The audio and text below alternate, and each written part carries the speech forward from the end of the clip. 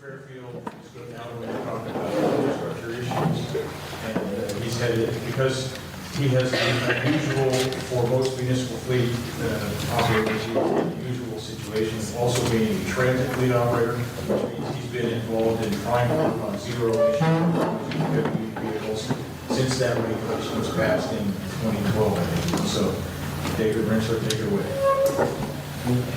Good morning. Everybody all excited about EVs after Mr. Worthington told you about the current ACF regulation? So just a little bit about me. If you don't know, I've been in the industry over 30 years. Government Fleet Magazine named me the Fleet Manager of the Year in 2022, and APWA and Government Fleet Magazine inducted me into the Fleet Hall of Fame here in 2023. So apparently I must know what I'm talking about.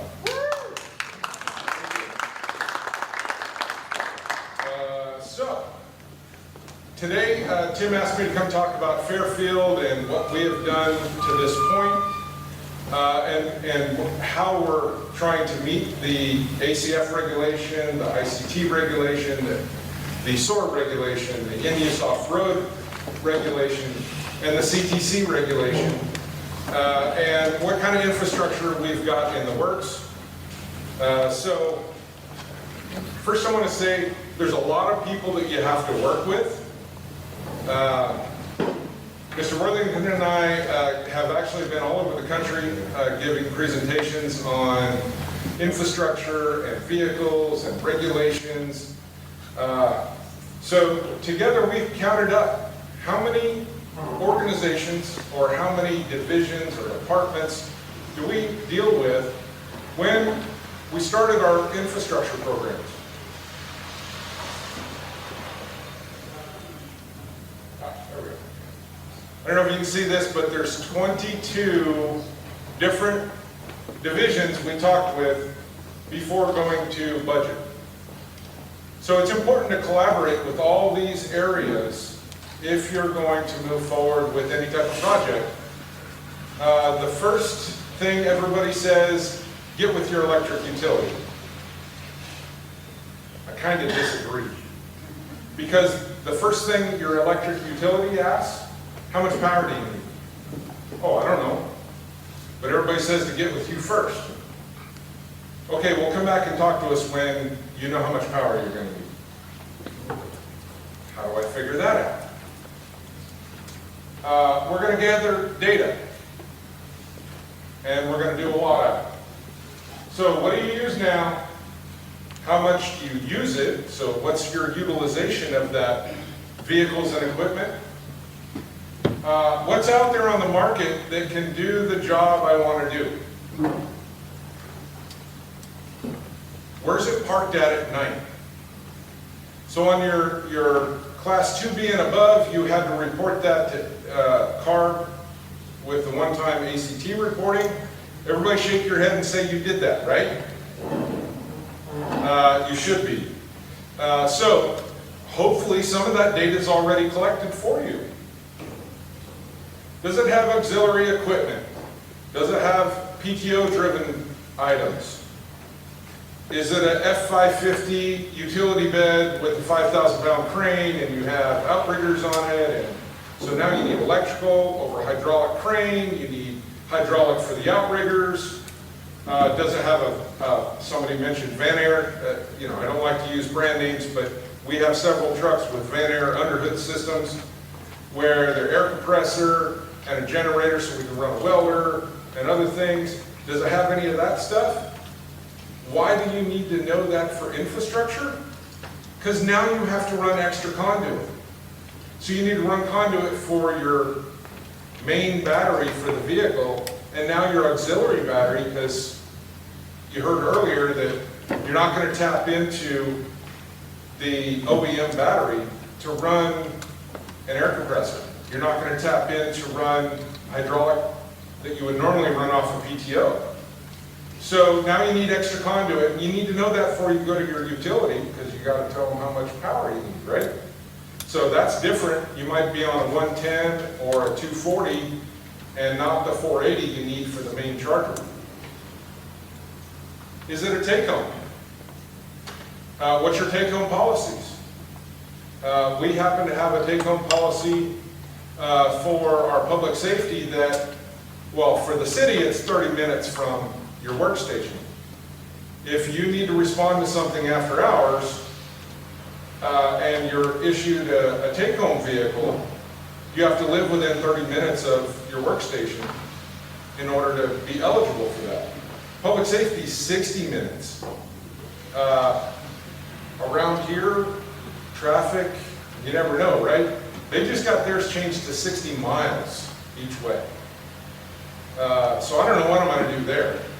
When Mr. Worthington mentioned that public safety is exempt under CVC 165, and I say, no, they aren't. People go, you're wrong. Okay, you're right. I'm wrong right now. But just like fire trucks in 2012 that are exempt from DPFs and SCR, manufacturers only put out engine packages right now with DPFs and SCR. So you go buy a new fire truck, it's coming with the emissions, even though they're exempt. Battery electric vehicles are going to be the same way. And in the very near future, think about the ACC, the Advanced Clean Cars 2 regulation, says by model year 2035, all light-duty vehicles in California will be, new sales will be zero emission. What are police cars? Light duty, right? Cars, SUVs. They're, no matter what, by 2035, all new police cars are going to be electric or zero emission. So they're exempt now, but they're not exempt in the near future. How much dwell time is available?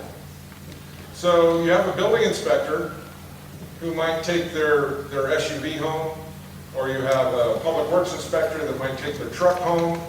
They have to carry special equipment in there. It's got to be triple locked because it has nuclear properties to it. Okay. They have to, they use the vehicle as their office, and they commute back and forth to home because they go straight to a job site instead of back to an office. So now what do you do? Because they're putting 30, 40 miles each way, depending on traffic, depending on weather conditions. So how are they going to drive 100 miles at work when they used up 100 miles commuting? You got to think about that. You may have to change your policies. Not saying you do. You may have to think about changing policies, though.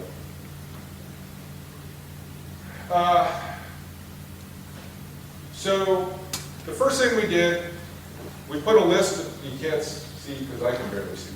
We created a vehicle inventory list. What vehicles do we have? And this was way before the ACT reporting, so we had to put all this together. So you need to know what vehicles you have, what their use is, what is the schedule they work. Are they used by multiple people? Are they used by multiple divisions? All these things got to be taken into consideration so that you can get the duty cycle for the vehicle, so you know what type of charger to use. All right, so what vehicles can be replaced with an EV? Anybody know of a 10-wheel, 12-yard dump truck that you can buy that's an EV right now? No, because there isn't one. There is not one. There will be, but there isn't one right now. So what do? You have to guess, because you're going to have to electrify it at some point, or you're going to have to go hydrogen. So, but you've got to put your infrastructure in now. We hired on the first consultant in 2019 for our public works project. We have not broken ground yet, and they're saying that we will have construction done by the third quarter of 2025. I don't believe them because they haven't broken ground yet. But we have signed contracts with PG&E, so that's good. What type of voltage are you going to use? So you might use 120 for a level 1 if you're recharging an EPQ battery pack for auxiliary power. You might use 240. You're definitely going to need 480 for your level 3s.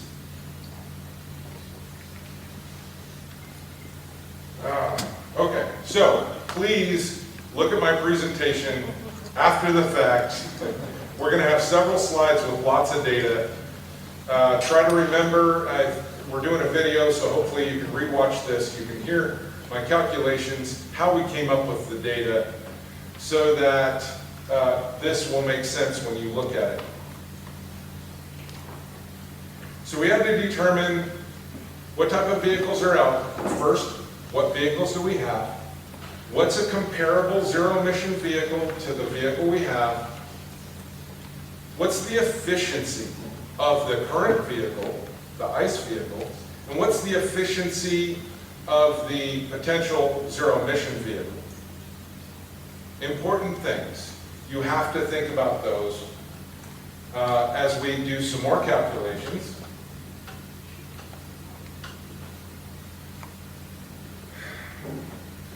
We also got to think about purchase price. Everybody says the total cost of ownership, you're going to get your money back. Okay, show me. Let's see the data. I want to see the data. The truth is, right now there isn't enough data to guarantee me I'm going to get a lower total cost of ownership. And then Mr. Worthington had on his slides some battery replacements. So I have some diesel electric hybrid buses. I had one go bad at 3 years, just out of warranty. That was the $44,547. When I bought the buses, they told me at 6 years, you need to do a battery refresh. That's $25,000. At 12 years, you have to replace the battery pack, and that's $50,000. Okay, I worked that into my cost of ownership. At 3 years, I had to replace the battery pack that went bad, that wasn't under warranty, for $44,547. It's less than 50, but it was at 3 years. When it came time, the 12-year replacement on the other buses I bought at the same time that were the exact same bus, it was $84,000 to replace. That isn't $50,000. And I replaced it in 12 years. I was budgeting and expecting $50,000. Everyone in the industry says EVs are going to get cheaper because batteries are going to get cheaper. That battery didn't get cheaper. And it was still backwards compatible. So that wasn't a problem. But it went up by almost 100%. So I don't believe it when they say batteries are going to get cheaper. So what are the specs, the specifications of the vehicles or equipment that you're going to replace? You got to think about that and what it's used for, because the technology may not be available, and now you're going to have to come up with a different specification, or talk to the end user or the division and say, how can we change the way you do business and still get the job done? Because I can't give you the same technology as what you're used to doing. That's a difficult conversation, and one that you're not going to like, because your end user is going to say, I'm not going to be inconvenienced because of this regulation. I want to do it exactly the way I do it now, and you can't change my mind. So, think about that. Okay, so this one you can't see either. So this shows my inventory list. I took, okay, what are my replacement vehicles, right? What kind of technology, what kind of vehicles I'm going to replace them with. And I put it in a spreadsheet, and the advertised efficiency, and then figured out What is the maximum they can charge?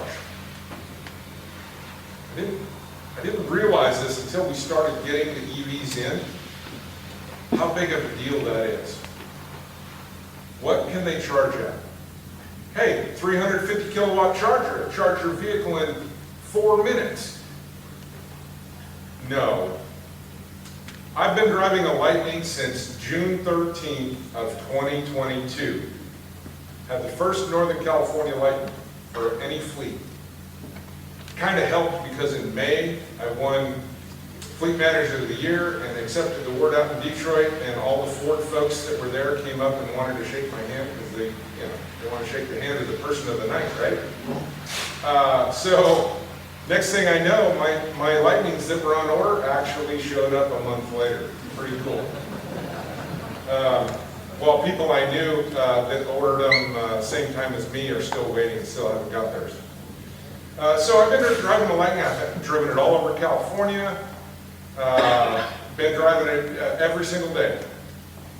And I charge at 350 kilowatt chargers all the time. Interesting thing, one time I got it to charge at 143K. One time. Normally on a 350 kilowatt charger, my Lightning will charge somewhere between 104 and 109. I thought it would charge in 20 minutes or 10 minutes on a 350K charger. No, it doesn't. A Lightning, under perfect conditions, the maximum it will accept is 175 kilowatts. Maximum. So you need to know that, and you need to put it in this chart, because we're going to use that calculation in a little bit. Okay, so now we know all this data, right? Now, guess what? We still got to collect some more. So we researched the efficiency, or at least the advertised efficiency of the vehicles that we're going to purchase. We know what our fuel burn rate or the mileage. So the EV industry is really good about talking about range in miles. We're a city, and we're not a real big city.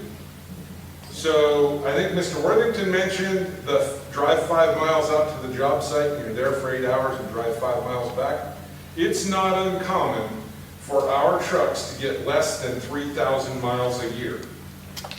But idle time, fuel burn, whole different ballgame.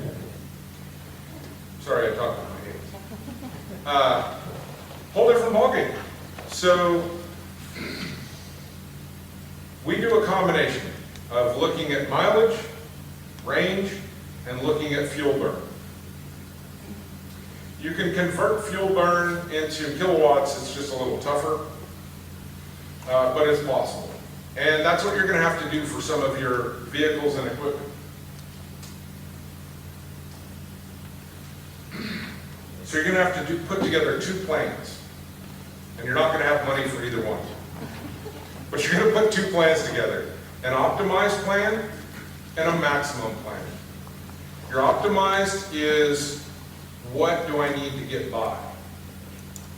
And your maximum plan is, if everything was electric and I charged the way I want to charge, what does that look like?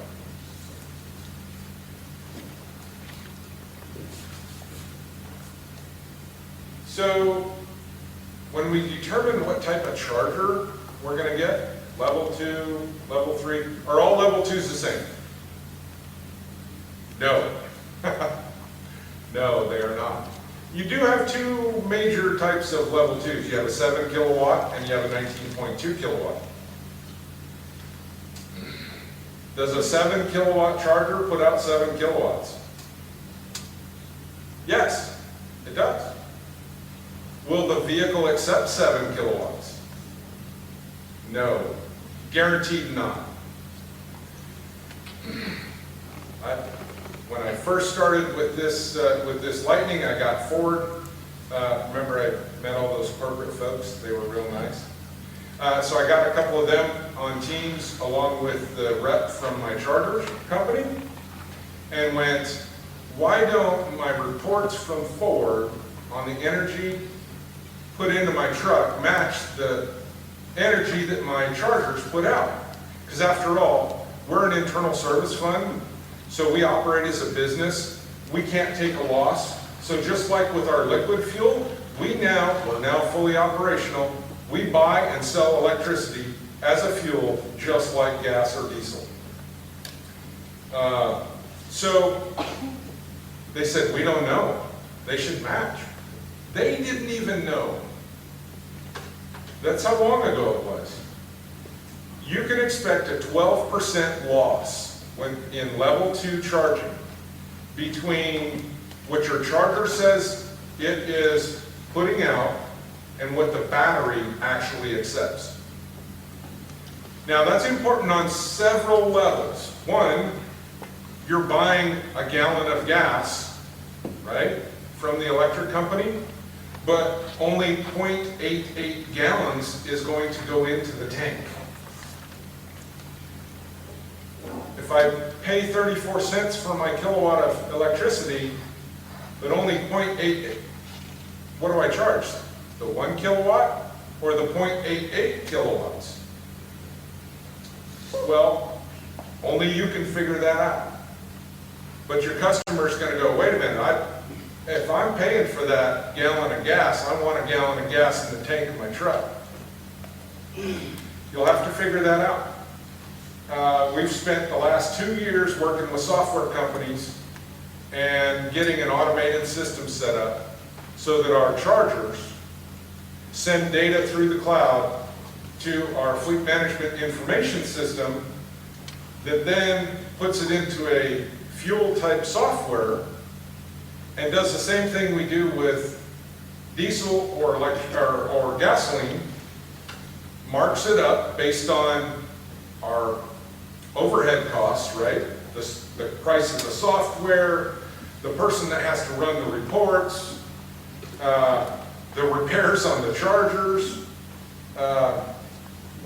You got to think about all that, and just like you do on your liquid fuel, and mark up the electricity as a fuel accordingly, so that you can break even or possibly make just a little bit of money, because you can't lose money. So we had to think about all this, and it took a lot of coordination, a lot of phone calls.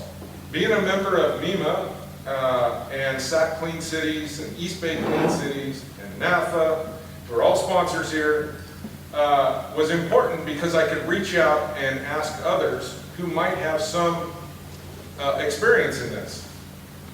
And going to events all over the country, it took a lot to put this together. Now it works though. And I think Mr. Worthington mentioned chargers that auto restart.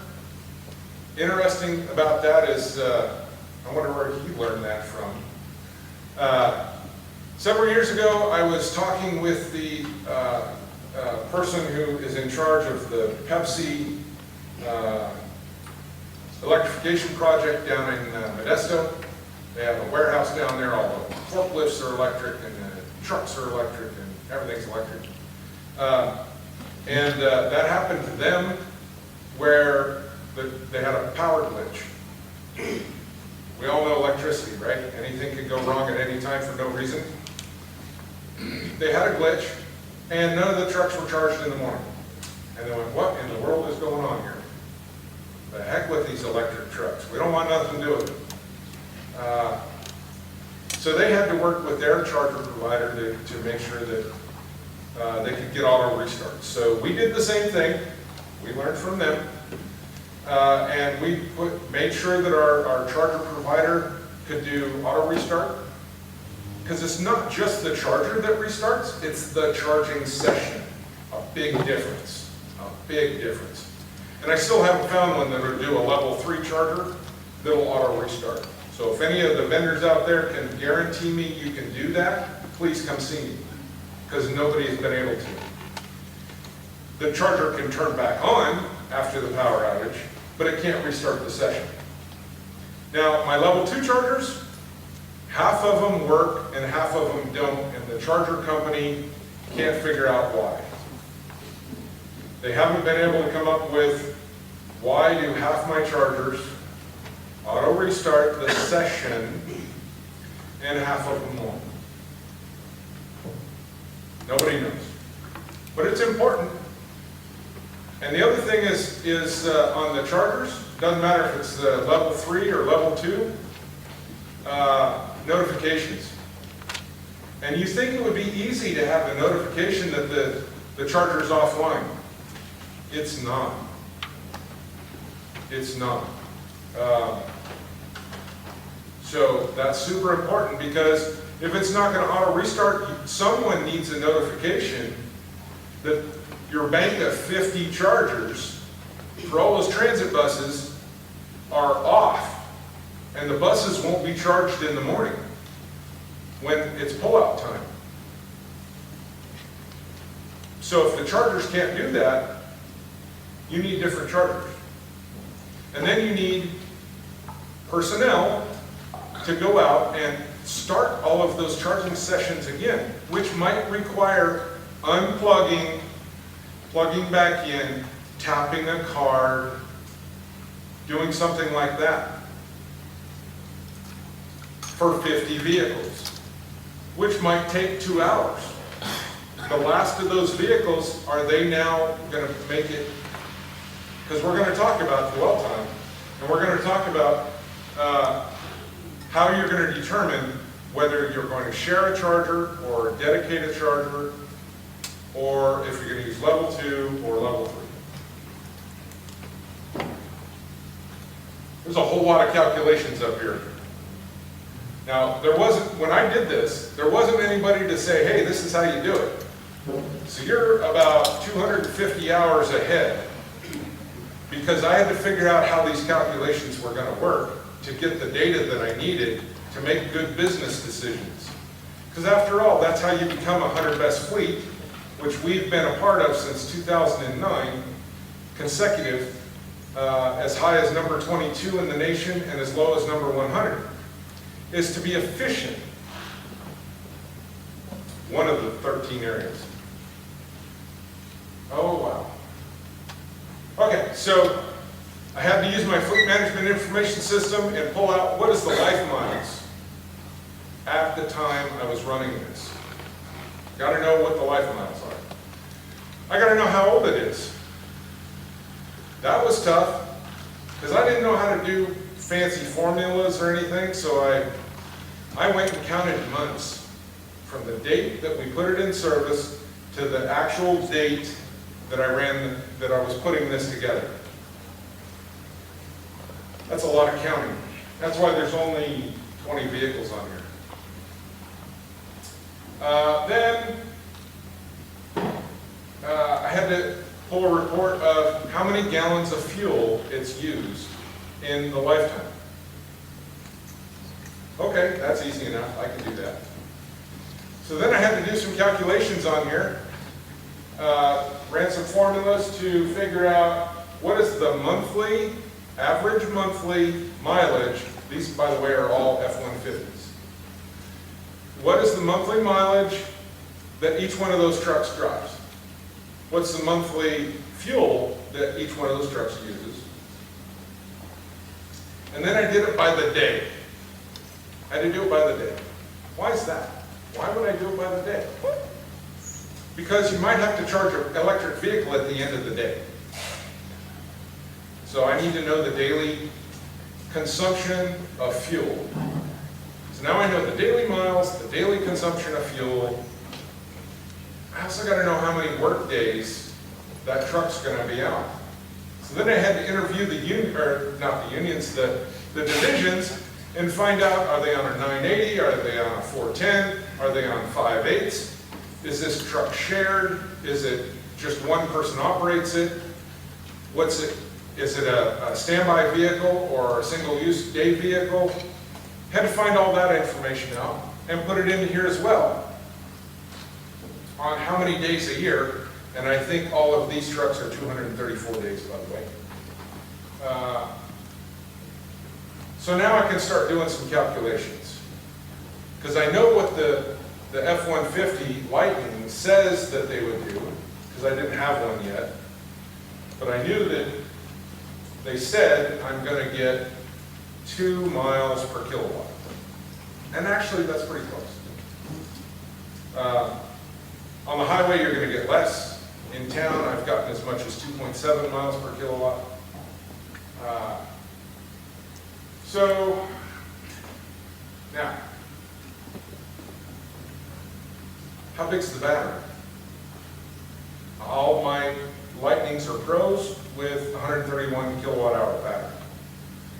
So, I need to know at 80% and at 90% how many kilowatt. So there's a calculation up here to tell me how many kilowatt hours for 80% charge and how much for 90% charge. Okay. Now I have to look at if I'm on a level 3 charger, I might only be able to charge to 90% depending on the type of charger.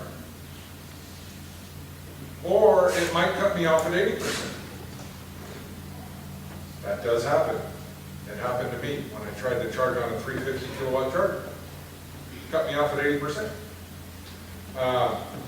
So, you need to know that. Level 3, I can go to 100% every time. Ford says I should never go past 80%. They don't have to worry about emergency operations, though. They're not assigned to the emergency operations center for the city and might have to use that truck for 20 hours straight. All right, so now I know all this data. I still have to figure out, once I do the conversion for the gallons to kilowatt hours, or the miles to kilowatt hours, how many kilowatts I'm going to use per day on that vehicle to recharge it. I can then also determine if I don't let it get below 20%, I know how many kilowatts I'm going to use between 100 and 20%. And I can figure out how many days can I go before I got to charge it. Business days, right? Some vehicles up here I could go 10.83, I think is the highest one. I go 10.83 days before charging it. There is one up here I got to charge every day. But most of them, you don't have to charge every day. Matter of fact, I drive one every day. I charge it once a week.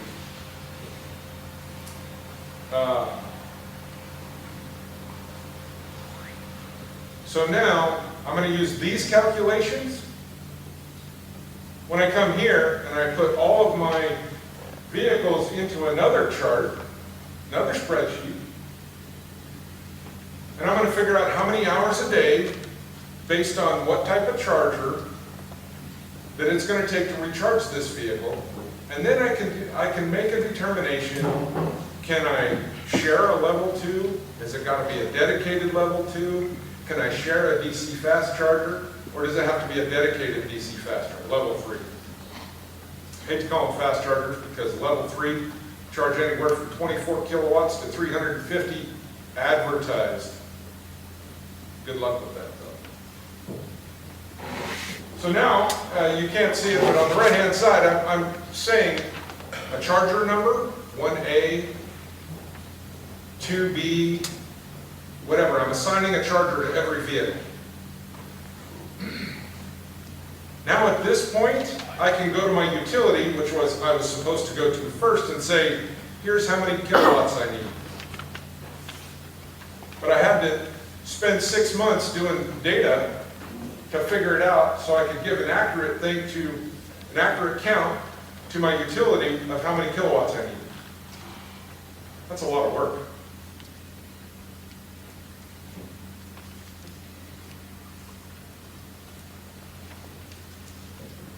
So now you got to look at your sites.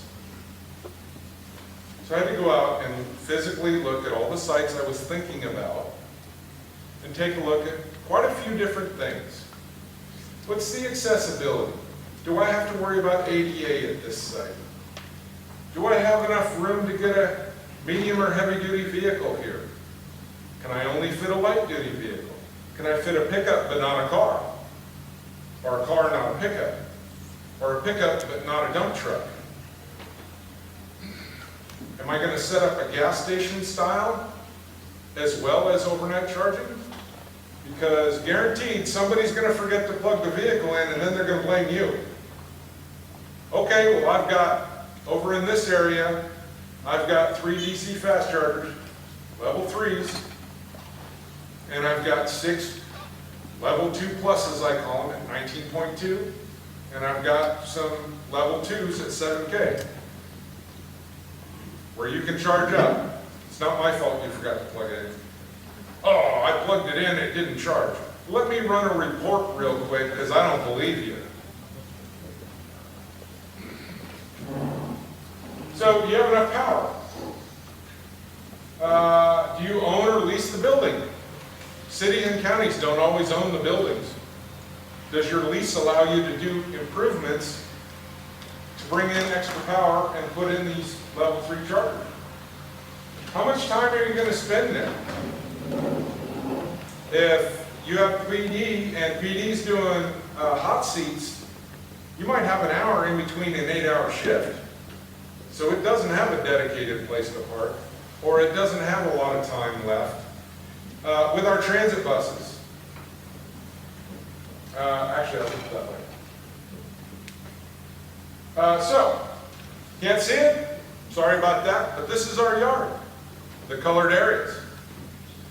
The blue line, everything to the left of it is improved, and that's our corporation yard for public works. Everything to the right of it that's colored is bare dirt. Everything to the right of it is now going to be developed because we need more real estate, because chargers take a lot of room. So our heavy-duty parking spaces are 12 feet wide. Right now, a dump truck with a trailer can drive over that 6-inch wide white painted line on the ground. This separates parking spaces. But when you go zero emission and you put in a level 3 charger, you now need between 36 and 48 inches with raised concrete and bollards to put either your dispenser or your charger in between every parking space. Now you lose 3 spaces. I'm sorry, for every 4 spaces you lose 1, or you lose over 1.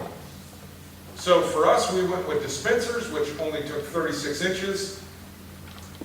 We lost 25% of our parking spaces for all the heavy trucks and buses. I need more real estate now. I gotta have places to park vehicles at night. So there we go. Oh, and I gotta extend my shop because I don't have 10 feet. I've got metal/concrete floors. I've got all this other stuff. So now I need 4 new bays. So I'm going to extend on the end of the shop because I got nowhere else to put them, right? Not going to build a new shop just for these. So, oh no, that's where the motor shop's building is. Guess we're going to have to move that building so that we can drive around the end of the shop. Oh, and by the way, our steam rack, so we have a 40,000-pound lift, drive-on lift with steam cleaner because you have to steam the underside of buses, by the way. CHP wants it done at least once a month. We do it once a year. They don't know the difference. So now I got to move my steam clean bay and my bus wash because it's at the end of my building too. So putting some chargers in, the first time we got the engineer's estimate, $62 million. That was 2 years ago. The current ROM, remember I said I started this in 2019? They haven't broken ground yet. First phase is supposed to be done in 2025. The current ROM for full build out is $84 million. And it started out, all we were going to do was put some chargers in. It's a lot more complicated. We got to move buildings, we got to move the bus wash, we got to move the steam rack, we got to add on to the base of the shop. What in the world? There you go. Now, how do we pay for it? We got a $12.1 million grant from the FTA to help out with our transit side. We don't know where the rest is coming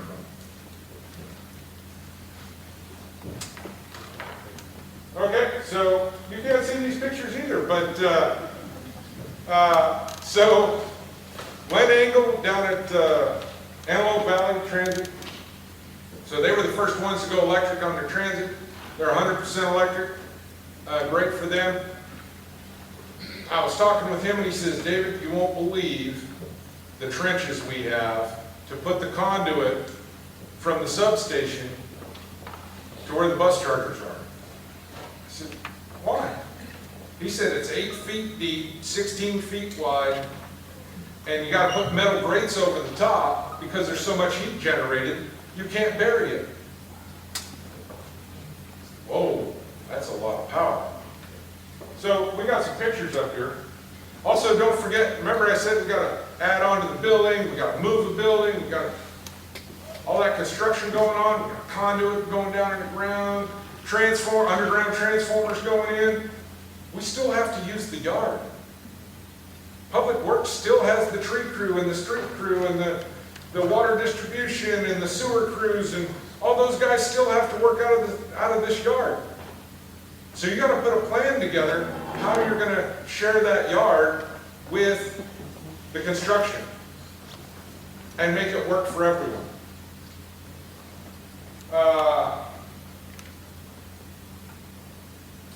Okay, I talked about auxiliary power on vehicles. You got to know, per the data that we already put together, right? Now we know what the auxiliary equipment is, and we know what kind of charger we're going to use to charge the main vehicle.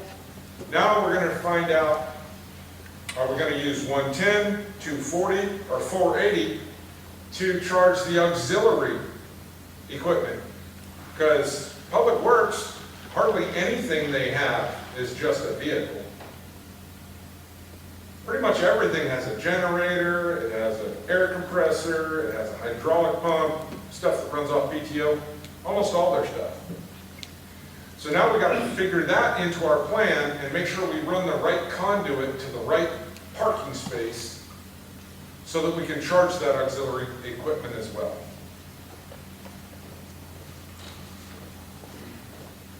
I wish this one would have come out. So I have 3 battery electric buses that are supposed to be here at the end of December. They just pushed that now to February of 24. And remember I said my charging infrastructure is supposed to be done for the level 3 stuff, the big stuff, in 25, right? Well, how am I going to charge buses for a year and a half when the charging infrastructure, I can't park them. They were paid for with grant money. The feds, they want me to make sure I'm putting miles on them. So we went out and we said to our consultant, help us out here, let's find another source. So up in the upper left, we have a trailer-mounted company that comes out and charges on site. And the consultant said, hey, get a hold of these guys. I said, no, you get a hold of them and let me know. So they got a hold of them and they said, sorry, we don't do heavy duty stuff. I think they have a capacity of 500 or 600 kilowatt hours in their trailer. The batteries on my buses are 686 kilowatt hour batteries. I designed them that way because I need 548 kilowatt hours on a route. So I need to put 548 kilowatt hours back in. So that's too big for anybody that comes out and does mobile charging. The lower left is the EV ARC. Those are great, by the way, I love them. They're solar powered, got a battery on board, but they're level 2 only. So that doesn't help me. Did I mention I've got to put that 548 kilowatt hours in the battery between 9 p.m. and 5 a.m.? Between 4 and 5 a.m.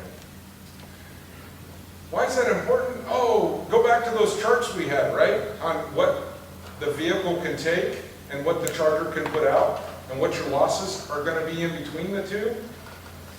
Because now I got to figure out on every single vehicle, is it going to be in the yard long enough for me to get enough energy back into it so it can do what it has to do. In the upper right-hand corner, we've got some mobile charging there. Those are great. I looked at those. I got that from my buddy Kevin over at San Joaquin County. Hi, Kevin. However, the battery storage is 500 kilowatt hours. So the battery's not even big enough to give me, not to mention any losses or anything that I'm going to have in between, right? So I looked at this hydrogen fuel cell generator down in the bottom corner. We met with them.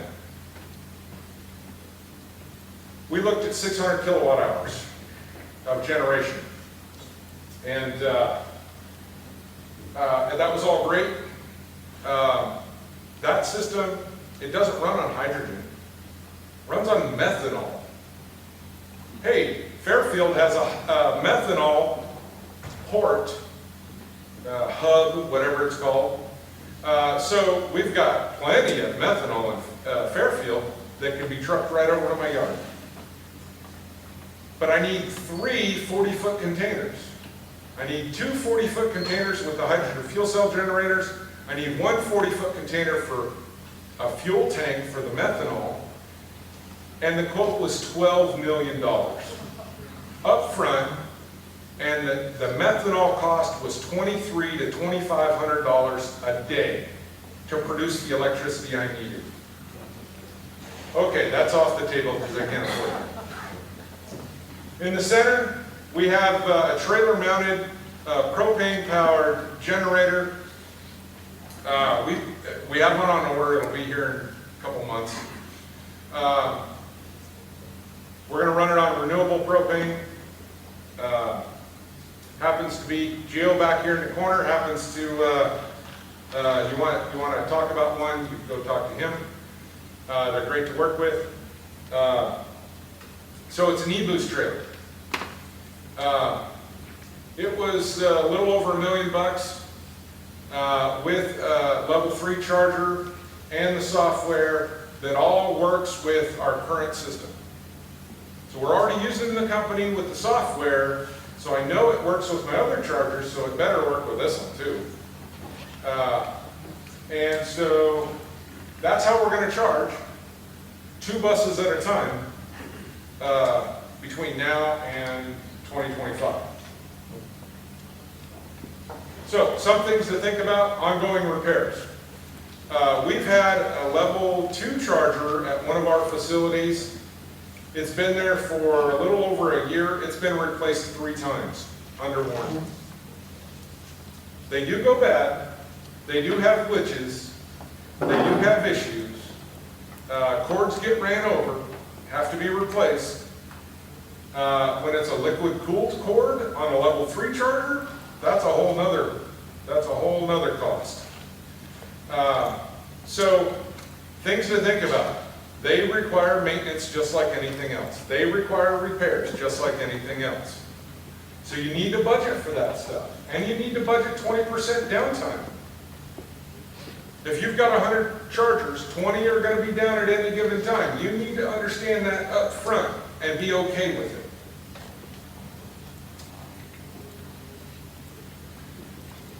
Mr. Worthington had a slide with a bunch of houses and a bunch of Empire State Buildings. This slide's been around for the last 4 years. I've been using it. On the left, we have 50 cars, 360 kilowatts worth of power. If you're charging 50 cars, that's probably what you're using on level 2. 50 medium-duty trucks, about 750 kilowatts. For comparison, the Transamerica building uses 2 megawatts of power. You can find all this on the internet too. By all means, double check. 50 transit buses are going to charge about 3 megawatts depending on how much energy you have to put back in. Mine need more. Empire State Building uses 9 megawatts. 50 Class 8 trucks. 50 Class 8 trucks. Right at 9 megawatts. So if you have 50 150 kilowatt chargers going at once, 8.75 megawatts, give or take. We'll call that 9 megawatts of power. That's equal to roughly between 3,000 and 7,000 single-family homes. Why is it such a big range? You know what, single-family homes come as 2-bedroom, they come as 5-bedroom, they come in Wisconsin in the wintertime, they come in Death Valley in the summertime, so they all use different amounts of power. But if you look on the internet, you can find that's the averages. So, it's a lot of power. So I did a test a couple of years ago with Watt EV. Everybody heard of them? They're putting in the first solar-powered truck stop down in Bakersfield. At the time, semis were using about 2 kilowatts per mile on the first generation of trucks. So that's a lot of power. 2 kilowatts per mile. Remember, I said my lightning is 2 miles per kilowatt. So you could drive 250 miles, and then you got to put 500 kilowatts into the battery. Then you could drive another 250 miles, put another 500 kilowatts, and that's your day. You just put 1 megawatt of power into that semi to go 500 miles. 1 megawatt. One semi for 500 miles. Anybody have any questions? Hi, my name is Dr. Jeff Marizek. I'm here with the Institute for Local Government. We're looking at this from a workforce lens.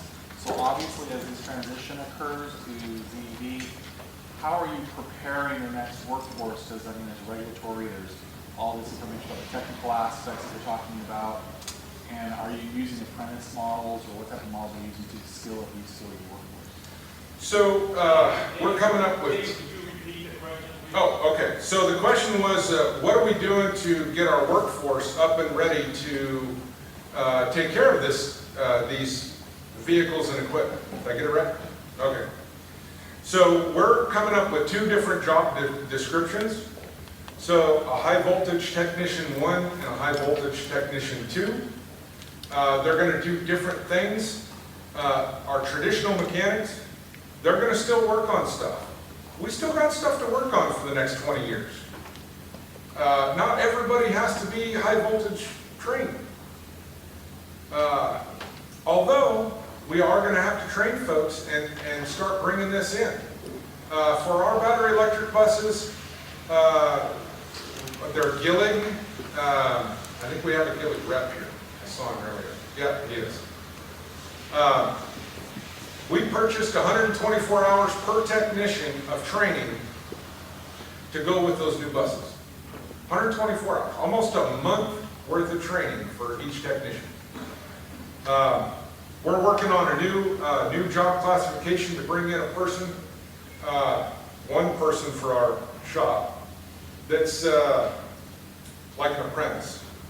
It's entry level that hopefully we can train them up to be a mechanic by the time the next opening comes up from somebody retiring. So that's what we're doing, and I hope that answered your question. All right, back here. David, have the employees that work with the electric vehicles enjoyed not going to the gas stations and just coming back to the yard? Is that something that could be accounted for, or their time lost?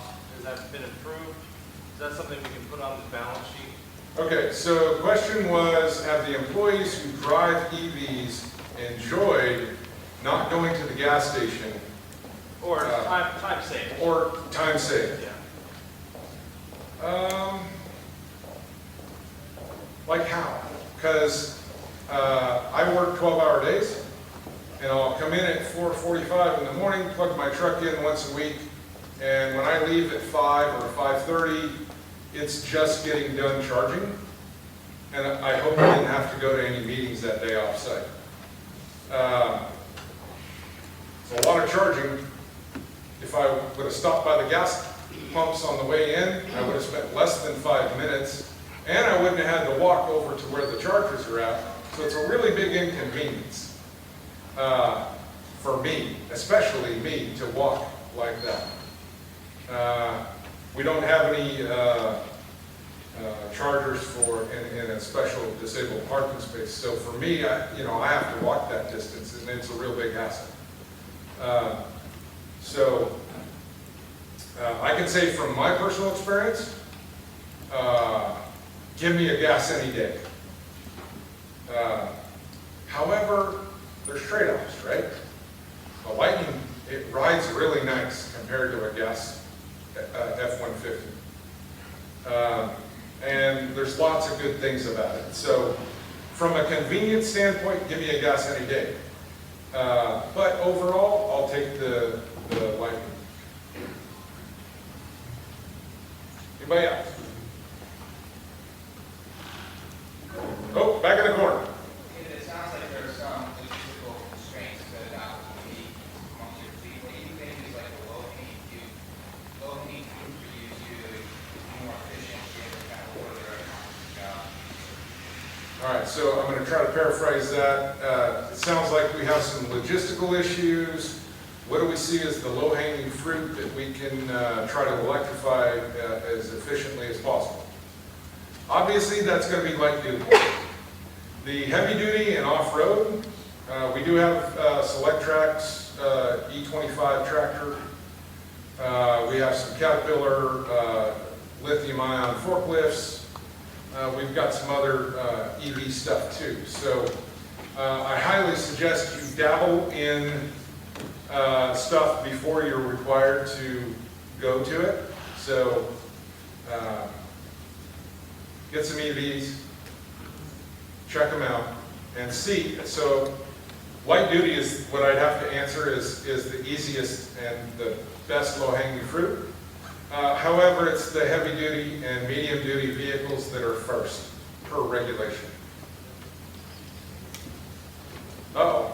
So we can ask for all the power we want, but have we heard anything from like PG&E or South California Edison saying how they're going to be able to deliver this much power when we already have a problem with rolling blackouts from? They don't have to. So the question was, your utility provider, what if they can't give you the power with rolling blackouts and other issues? They don't have to. There's gentlemen that sell microgrids here, buy one of their systems. That's straight out of carb. Yeah. It just takes money. You can overcome the issues if you would just spend your money. Sorry, I hate to be that way, but that's their thought. Because that's what I've heard from PG&E on meetings, that it's not our problem. That's right. You can buy microgrids. You can buy the trailer like we did, Yeah. or buy a bunch. I may end up with 4 of those. Okay, we have 1 there, 3 over there. Let's go here first. I just wanted to get kind of maybe your view on the incentives that are going on right now. So from a CapEx perspective, over the next, say, 5 years, there's no infrastructure, there's some expense on temporary infrastructure, but what about when the funding's gone for the vehicles? So then, I mean, do you believe that fleet managers should be, moving quickly, even though the instructions are late to get those incentives? And will they be around, do you think, in 2 years? Okay, so the question was on incentives, and paraphrasing, do I think that fleet managers should speed up their adoption in order to take advantage of incentives because they may not be there in the future? If you can afford to, go ahead.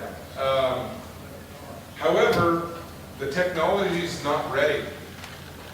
You can't buy a 10-wheel, 10-yard, 10/12-yard battery electric or hydrogen fuel cell electric dump truck right now. So you could speed up something, but other things you can't. And incentives, I'd love to get some incentives. I haven't gotten anything. I'm sorry. On our Select Track, we did get a core voucher for, I think, $13,000. That's all we've gotten. I've been working on a $24,000 grant with Cal EVIP since May of 2021 when I first put that grant application in, and it closed within 16 minutes. I was lucky enough to get it in. I still haven't gotten paid. And they keep requesting information, and I keep providing it to them, but I still haven't gotten paid. And that was for $24,000. That project's been in the ground for a year and a half.